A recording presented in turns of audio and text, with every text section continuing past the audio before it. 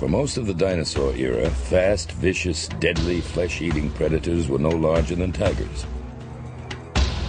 Then came a fiendish new strategy for survival. Dinosaurs began to grow, some as big as a building. Huge, monstrous, and overpowering, they would become known as the Great Carnosaurios.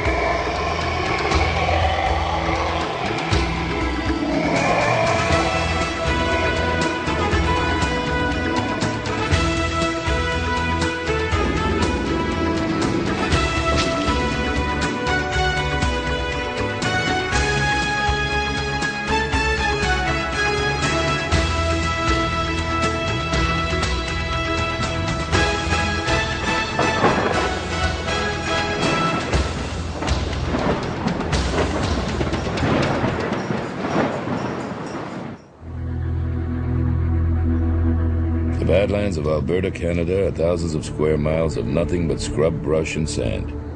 Yet this place is a gold mine for paleontologists.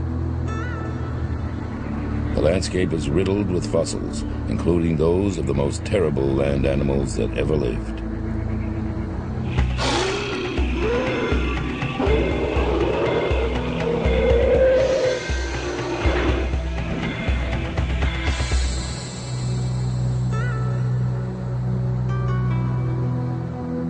Here, more than 500 dinosaur skeletons have been discovered. 75 million years ago, this was a coastal plain close to the sea and lush with plant life. For most of the dinosaur era, which began 245 million years ago, predators remained no larger than today's land animals. The forces that would eventually drive evolution had yet to emerge. The continents were knitted together into a single landmass called Pangaea. The climate was warm and dry. Dinosaurs roamed freely. Then, 200 million years ago, Pangaea broke apart.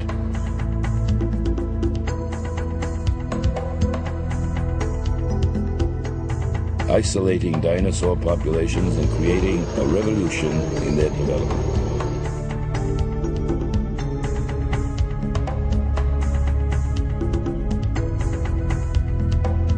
Some plant-eating dinosaurs grew enormous.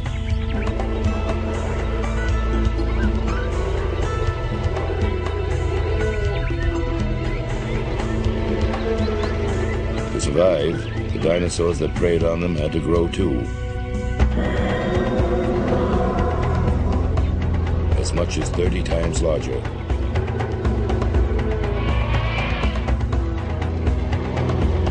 And they perfected their arsenal of weapons.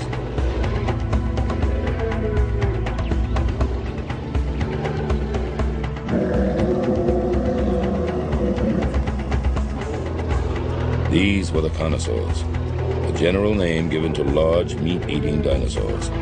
At least 15 feet long, they walked upright on two legs, had large heads, dagger-like teeth, and very short arms.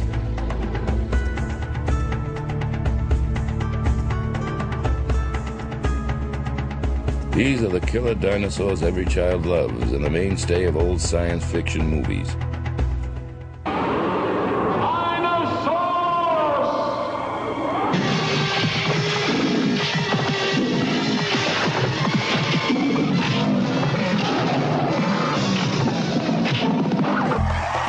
Their modern reconstructions draw thousands to theme parks. Their bodies as big as buildings. Their steps made the earth tremble as they chased their prey and tore it apart with their powerful jaws.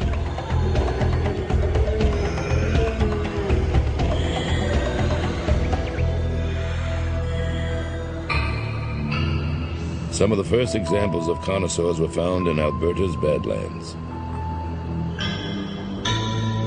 Embedded in stone, dead for at least 75 million years. Albertosaurus is a member of the most highly evolved, the most fearsome, and deadly Carnosaur family of them all, the Tyrannosaurus. Its killer cousin is perhaps the best-known dinosaur of them all, Tyrannosaurus rex.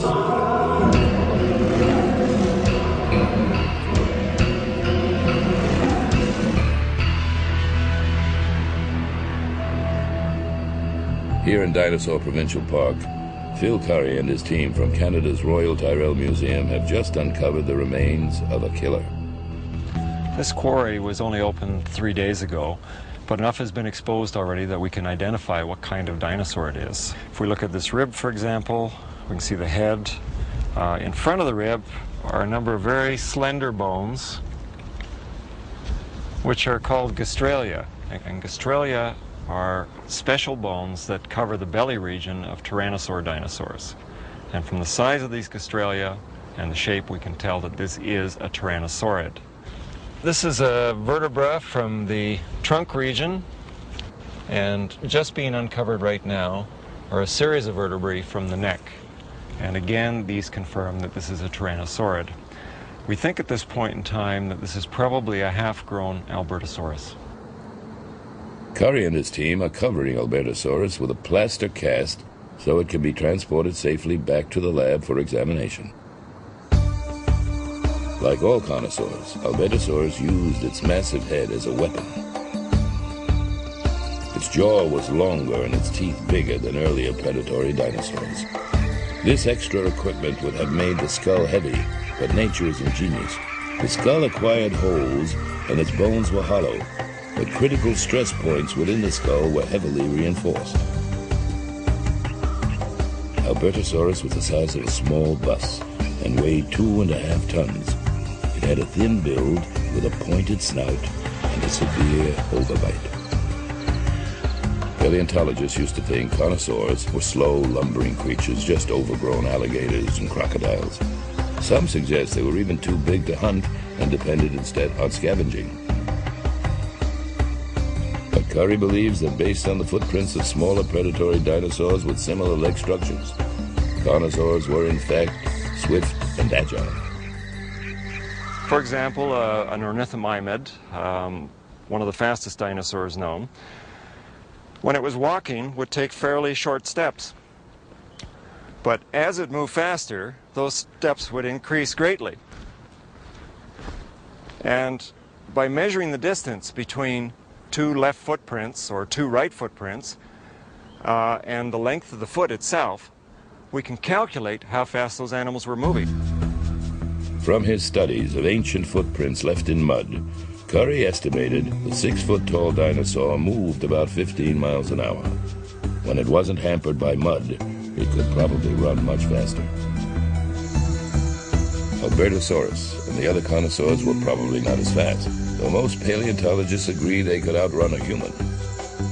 Some estimate they could move up to 40 miles an hour. Just in speed and size alone, these were terrifying creatures, but it was their arsenal of killing tools, including their jaws and powerful necks, that inspires awe. Most think of dinosaurs as giant creatures, but many were quite small. It wasn't until the end of the Cretaceous era, 65 million years ago, that the giants truly emerged. Their rise to dominance was destined 200 million years ago, when the supercontinent of Pangaea broke in two. The newly forming mountain ranges and inland seaways isolated the dinosaurs into smaller and smaller groups. This geographic isolation is the primary event that makes evolution work. It allows for greater diversity. As the land masses drifted apart, both plants and animals began adapting to their new environments by evolving a variety of strategies for survival. Among the plant eaters, ankylosaurs developed heavy armor and a clubbed tail. Triceratops evolved shields and enormous horns. And the Seismosaurus simply grew huge, as big as 5 elephants, the largest animal ever to walk the earth. In the game of survival, size proved to be a successful strategy. But when sheer size wasn't enough, some plant eaters found safety in numbers. They formed herds for additional protection. To keep up with their prey, meat-eating dinosaurs grew larger as well. But size wasn't enough. To maintain their advantage, they had to be smarter and faster. If they weren't, they would starve. We know that whenever there's a major change from one group of animals into another group of animals, it usually happens in the meat-eating animals, not in the plant-eating animals. There's a lot of reasons for this. But generally we find that within a group there's an influence between the meat-eaters and the plant-eaters. The plant-eaters are trying to get bigger and better arms so that they can protect themselves better against the meat-eaters, but the meat-eaters have to stay ahead in that arms race. They always have to be a little bit more intelligent, a little bit more faster, because if they're not, they won't eat. The basic strategies of carnosaurs and their plant-eating prey were similar throughout the world.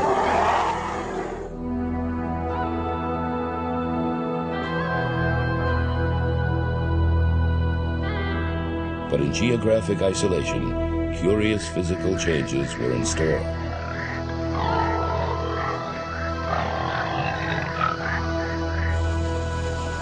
One place to investigate these changes is Argentina.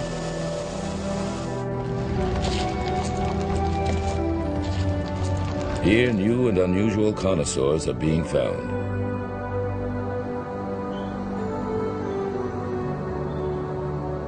In the past, most dinosaur fossils were unearthed in the northern hemisphere where paleontology originated, and fossils were easily located.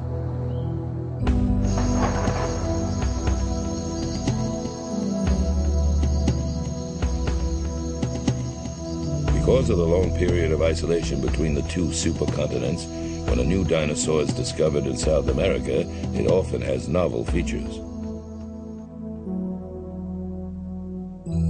Jose Bonaparte of Argentina's National Museum of Natural Science in Buenos Aires has been called the master of the Mesozoic. He has studied dinosaurs in Argentina for 3 decades, longer than anyone else.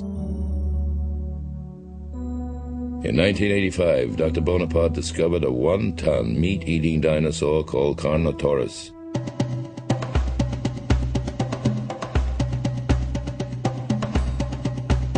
His find surprised paleontologists. Carnosaurus appeared shortly after the continent split apart. The skull was very tall for its length and strongly built. But its most unusual feature is the 2 large flat horns jutting out over its eyes. Carnosaurs usually have very small horns, if any at all. This skull, as you say, is very unusual for a carnivorous dinosaur because it is provided with very large horns. We understand that this horn helps the animal for killing the prey because the forearms of this animal are very much reduced. The back of the skull was designed to anchor powerful neck and jaw muscles, the hallmark of carnosaurs. While many of the early predators killed by slashing with claws on their feet, the carnosaurs developed huge sledgehammer heads and jaws so powerful they could easily rip through bone and armor plate. The mouths of many carnosaurs had a special hinge that allowed them to open wider. Carnotaurus had a hinge that enabled it to widen its mouth sideways as well. It was adapted for taking especially large bites, as large as 100 pounds a mouthful. This articulation enabled the animal to widen the mouth, to make this movement. And this movement helped for swallowing big pieces of meat, because the animal was able to widen the lower jaw in this part that is the place for the swallowing of the piece. Carnotaurus puzzled scientists. Despite its huge jaw muscles, its lower jaw is half that of a T-Rex of similar size, and its teeth are more slender.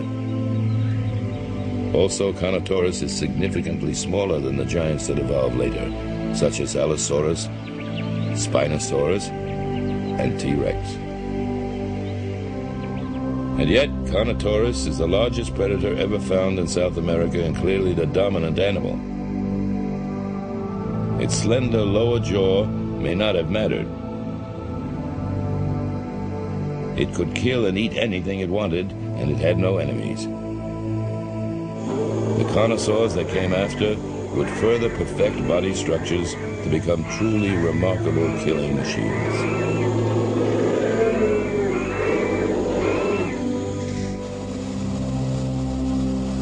As paleontologists expand their southward search for fossils, they are discovering Carnosaurs that are strikingly different from those previously known.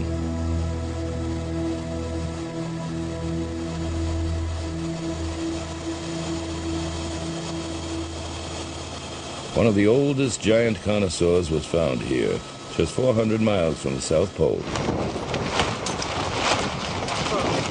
In 1991, a geologist working in the area discovered a fragment of bone, luring paleontologists to the frozen wasteland to investigate.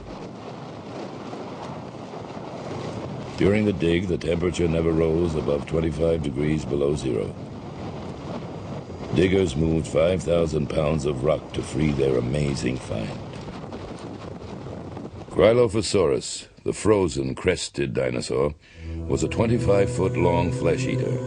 It is the first dinosaur to be unearthed in Antarctica. At 190 million years, it is also one of the oldest carnosaurs ever discovered.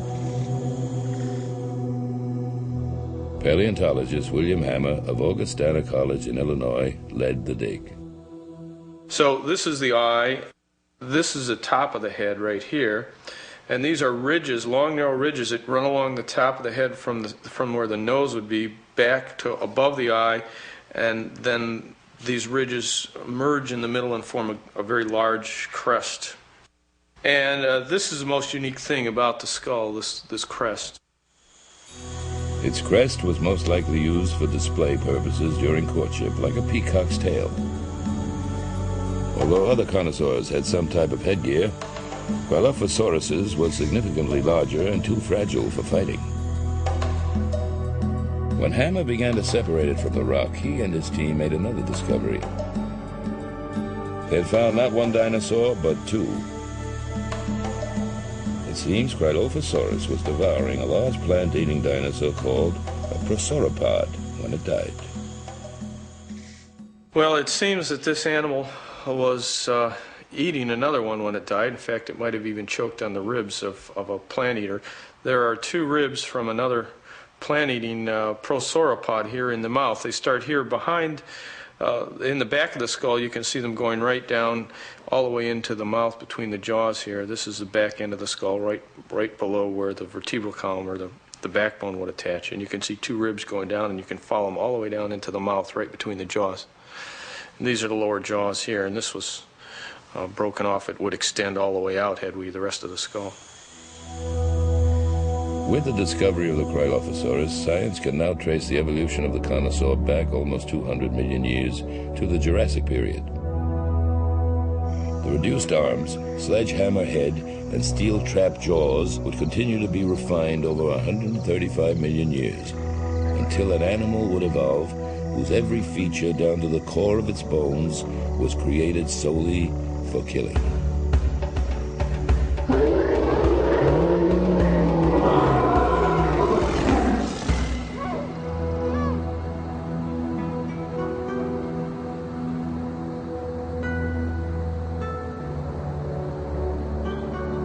As the large carnosaurs, such as T-Rex, became more efficient at the end of the Cretaceous, they forced out all other predators. They became the sole large flesh eaters. Phil Curry believes these evolutionary changes were beginning to snowball. But towards the end, during the Cretaceous, we're seeing an acceleration in diversification and greater changes taking place. So it appears that things were evolving very slowly initially, but towards the end of their reign on the Earth as the king dinosaurs, or the top carnivores, they were diversifying much more rapidly and changing much more rapidly.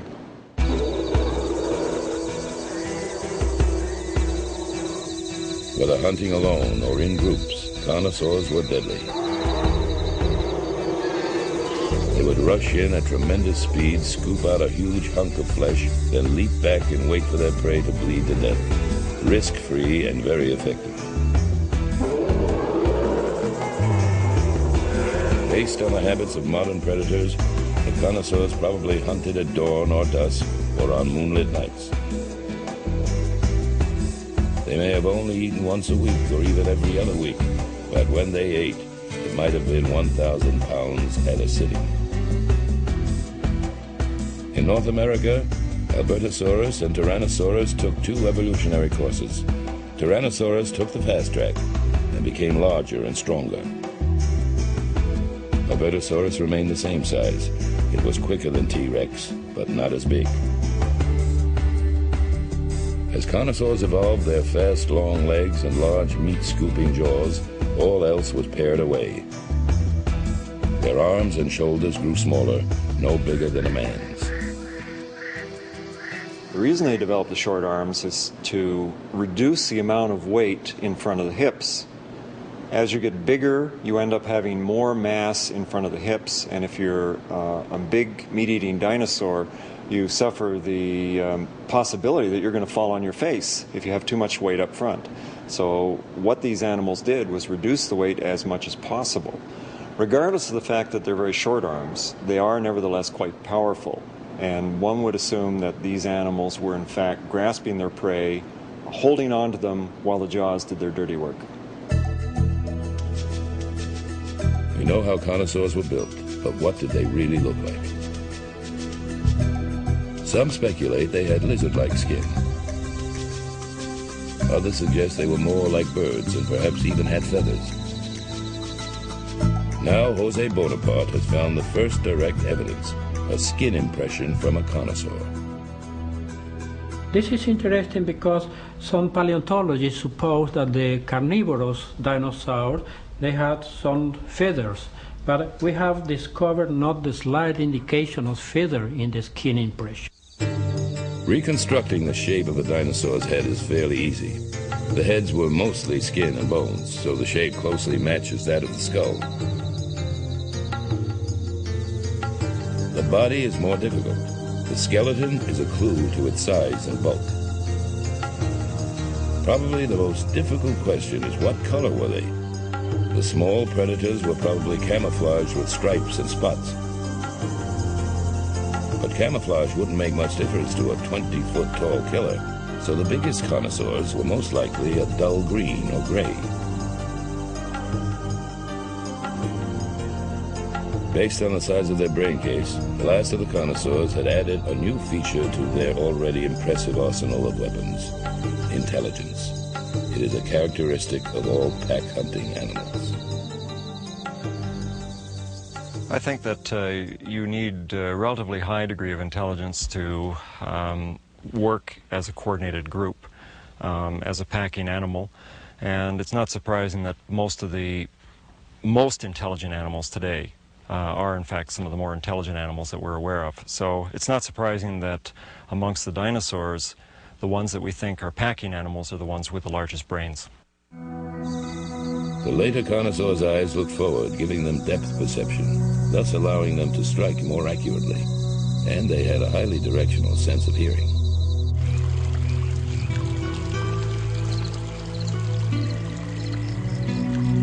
At the time of the great dinosaur extinction 65 million years ago, the great Carnosaurs were rapidly diversifying and becoming increasingly sophisticated.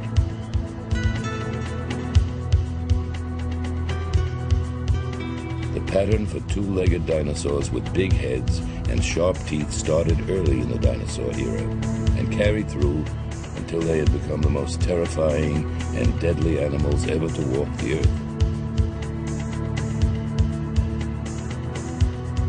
It's a good thing for humans that they went extinct, otherwise mammals, including ourselves, might never have evolved. Yet one wonders, how much further could the Carnosaurs have progressed? What deadly new adaptations might they have evolved? Could they have become any more frightening?